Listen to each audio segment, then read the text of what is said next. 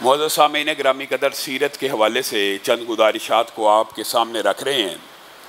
اسی دوران اسلامی تاریخ کے اعتبار سے محرم کا مہینہ شروع ہوا، نیا اسلامی سال شروع ہوا۔ محرم کا آغاز انسان کو ایک تو ہجرت کا وہ عظیم الشان واقعہ یاد دلاتا ہے جو آپ کے سامنے گزشتہ کئی خطبات سے ہم رکھ رہے ہیں۔ یہ ہجری سال اسلام کا شروع ہوتا ہے، یہ حرمت والے مہینوں میں سے ہے جہاں پہ ہجرت کا وہ عظیم الشان واقعہ یاد آتا ہے انسان کو اس سال میں داخلے کے وقت۔ وہیں پر دو عظیم الشان عبقری شخصیات کا ذہن میں ایک خاکہ اور تصور ابھرتا ہے۔ ان میں سے ایک سیدنا حضرت عمر ہیں اور دوسرے سیدنا حضرت حسین ہیں۔ ان کا بھی محرم کے حوالے سے ایک خاص نقشہ اور تذکرہ ہمارے دماغ میں ابھرتا ہے، کیونکہ اکثر روایات کے تحت حضرت عمر کو ذی الحجہ کی 26-27 کو جب زخمی کیا گیا تو آپ کی نماز جنازہ یکم محرم کو ہوئی، کچھ دن زندہ رہنے کے بعد، اور آپ کی تدفین یکم محرم کو ہوئی۔ اسی طرح سیدنا حسین کا وہ عظیم الشان واقعہ جہاں پر انہوں نے اپنی جان اللہ کے حضور علی الاعلان پیش کی، وہ واقعہ بھی اس محرم میں آتا ہے۔ پچھلے سال کا محرم اہل سنت کے دلوں کو زخمی کرنے والا محرم تھا کہ جس کے اندر صحابہ کے اوپر کراچی کے اندر علی الاعلان تبرہ کیا گیا، برا بلا کہا گیا، سب و شتم کی گئی، جس کی وجہ سے پاکستان کے اندر حرمت صحابہ کی اور دفاع صحابہ کی ایک عظیم الشان تحریک کو بپا کیا گیا۔ ہم اللہ سے دعا کرتے ہیں اللہ اس محرم کو امن و امان سے گزارے، اور اس محرم کے اندر وہ احباب کہ جو کہتے ہیں ہم اہل بیت سے محبت کرتے ہیں، اللہ کرے کہ وہ صحابہ کے خلاف اس طرح حردہ سرائی نہ کریں اور اہل سنت کے کلیجوں کو چھلنی نہ کریں۔ اور آج چند گزارشات انہی صحابہ کے مقام و مرتبے کے حوالے سے، اور اگر وقت ملا حضرت عمر اور حضرت حسین کے حوالے سے آپ کے سامنے رکھنی ہے۔ میرے بھائیوں، آج ہمیں یہ سمجھنے کی ضرورت ہے کہ محرم کا مہینہ شروع ہو گیا ہے۔ معاشرے میں امن کیسے قائم ہوگا؟ معاشرے میں فرقہ واریت کیسے ختم ہوگی؟ معاشرے میں بقائے باہمی کیسے ہو سکتا ہے؟ اگر ہم پاکستان کے اندر ہندوؤں، عیسائیوں، یہودیوں کے ساتھ رہ سکتے ہیں تو اہل تشیع کے ساتھ ہم کیوں نہیں رہ سکتے؟ رہ سکتے ہیں، بالکل رہ سکتے ہیں، لیکن اس کے بھی وہی اصول ہیں، اس کے بھی وہی آداب ہیں کہ ایک دوسرے کے مقدسات کی توہین نہ کی جائے، احترام کیا جائے۔ آج آپ کے سامنے اس بات کو رکھنا ہے، ایک عالم دین، آپ کو اس کی فضیلت ایک عابد کے اوپر پتہ ہوگی۔ بعض محدثین نے اور علماء نے یہ تک کہہ دیا کہ 1000 عابد مر جائے اسلام کو، امت کو اتنا نقصان نہیں ہوتا جتنے ایک عالم کے فوت ہو جانے سے ہوتا ہے۔ ایک عالم کا چند منٹ کا تبلیغ کرنا عابد کی کئی سال کی عبادت سے بہتر ہوتا ہے، وغیرہ وغیرہ۔ یہ باتیں آپ نے سنی ہوئی ہیں، حتیٰ کہ رسول اللہ صلی اللہ علیہ وسلم نے یہ کہہ دیا ایک عالم، اس کی حیثیت عام بندوں کے اوپر ایسے ہے جیسے میں محمد صلی اللہ علیہ وسلم کی حیثیت تمہارے اوپر ہے۔ گویا ایک عالم کا یہ مقام و مرتبہ ہے۔ وہ عالم دنیا سے جاتا ہے، اس کے ساتھ کیا مراحل آتے ہیں یہ آپ نے پڑھا ہوگا۔ عالم سے بلند مقام بھی اللہ تعالیٰ نے بعض لوگوں کو دیا ہوتا ہے، جو صدیقین ہوتے ہیں وہ بھی دنیا سے جاتے ہیں، ان کو بھی اللہ تعالیٰ انعام اور اکرام دیتا ہے، شہداء کو بھی اکرام دیتا ہے، حفاظ کو بھی دیتا ہے۔ یہ جتنے بھی طبقات ہیں علمی اعتبار سے یا ایمانی اعتبار سے، ان کی اللہ تعالیٰ نے مراتب بنائے ہوئے ہیں۔ شہید بھی سفارش کریں گے، حفاظ بھی سفارش کریں گے، علماء بھی سفارش کریں گے، صدیقین بھی سفارش کریں گے۔ یہ سارے طبقے جب جنت میں چلے جائیں گے تو اللہ ان سے پوچھے گا کس حال میں ہو؟ کہیں گے اللہ ہر نعمت مل گئی، ہر نعمت مل گئی، ہر چیز مل گئی، جو خواہش ہوتی ہے وہ آپ لا حاضر کرتے ہیں۔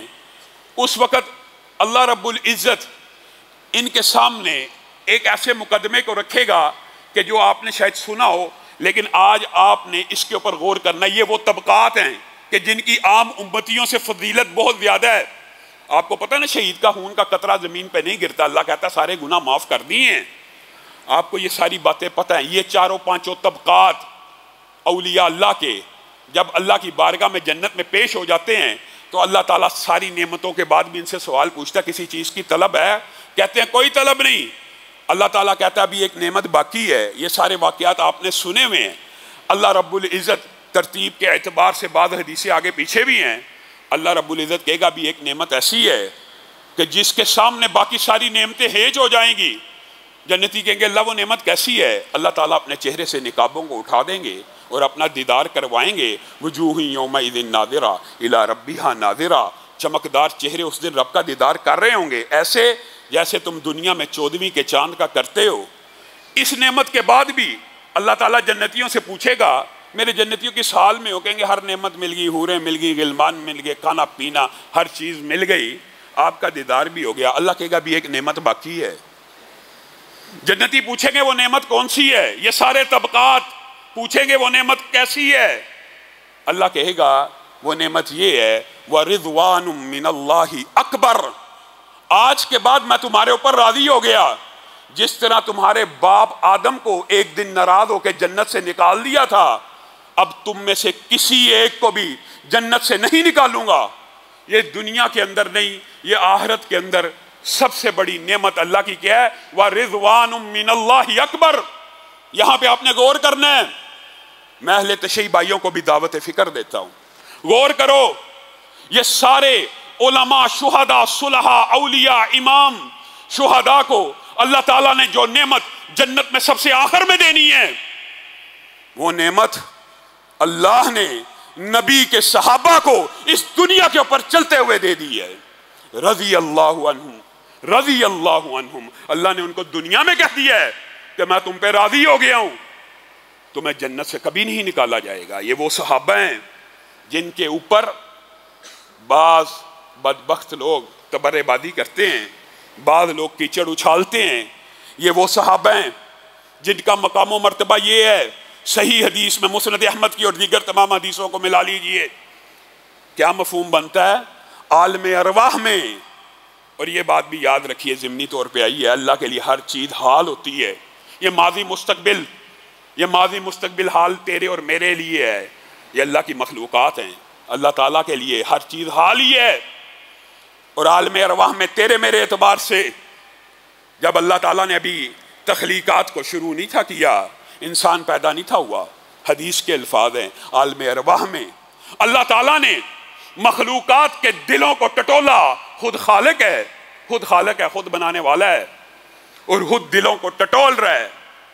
اور ان دلوں میں سے سب سے عمدہ، سب سے اعلیٰ، سب سے افضل، سب سے نورانی، سب سے بہتر، سب سے برتر اللہ نے جس دل کو پایا اس کے اوپر ختم نبوت کے تاج کو رکھ دیا.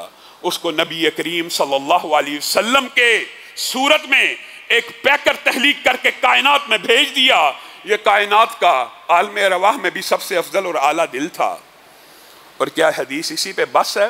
دیگر احادیث کا اگر مطالعہ کیا جائے تو یہ بات پتہ چلتی ہے کہ اللہ تعالیٰ نے عالم ارواح میں افضل ترین دلوں کو ٹٹولا اور ان کے اوپر نبوت کے تاجوں کو رکھ دیا.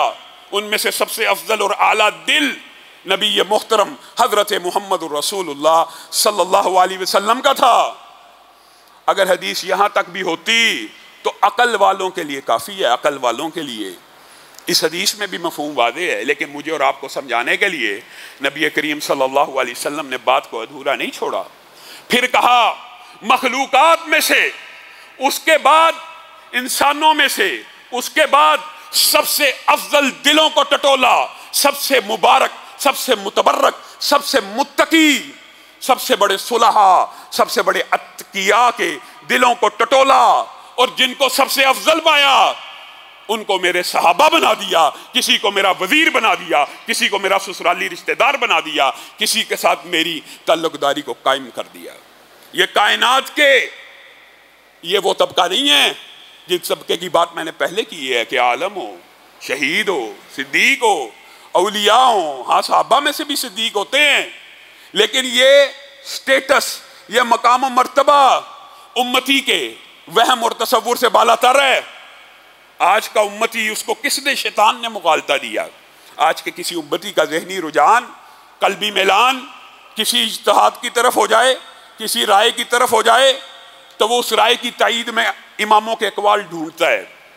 فلاں امام نے کیا کہا، امام ابن تیمیہ نے کیا کہا ہے جی، امام احمد ابن حنبل نے کیا کہا. ٹھیک ہے ڈھونڈنے چاہیے، امام شافعی نے کیا کہا؟ پھر اپنی رائے کو ان اماموں کے اقوال سے مزین کرتا ہے، لیکن یہ بات بھول جاتا ہے کہ یہ سارے امام، یہ سارے اولیاء، یہ سارے علماء جمع ہو جائیں، ایک صحابی کے جوتے کا مقابلہ بھی نہیں کر سکتے۔ اور یہ بات میں اپنی طرف سے نہیں کہہ رہا، ابن مبارک سے بھی یہ بات پوچھی گئی تھی، آپ کے سامنے یہ واقعات ہیں۔ کہا امیر معاویہ کا کیا مقام و مرتبہ ہے؟ عمر بن عبدالعزیز جو ہیں کیا ان سے افضل نہیں ہے؟ ابن مبارک نے کہا تو کیا بات کرتا ہے؟ امیر معاویہ کے گھوڑے کے نتھوں میں جانے والی دھول بھی عمر بن عبدالعزیز سے بہتر ہے۔ آپ نے صحابہ کے مقام و مرتبے کو کیا سمجھا؟ آپ کے نزدیک امام کا اجتہاد اور انتخاب بہت قیمتی ہے، امیر معاویہ کا انتخاب و اجتہاد قیمتی نہیں ہے، صحابہ کا انتخاب و اجتہاد قیمتی نہیں ہے۔ یہ رافضی فکر ہے، اور رافضی کی بنیادی فکر یہ ہے کہ صحابہ کے انتخاب و اجتہاد کو نشانہ بنایا جائے تاکہ خلافتوں کو مشکوک کر دیا جائے۔ معاذ اللہ ثم معاذ اللہ، یہ وہ طبقہ ہے، یہ وہ طبقہ ہے۔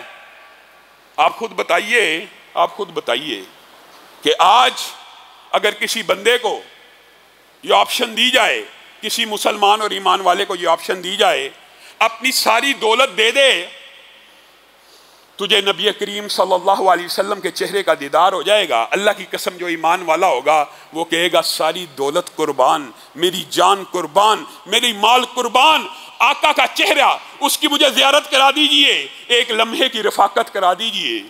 یہ وہ صحابہ ہیں جنہوں نے 20 گھنٹے نبی کریم صلی اللہ علیہ وسلم کی رفاقت میں گزارے، اور پھر ادب و احترام کا بھی ایک عظیم الشان نمونہ پیش کیا۔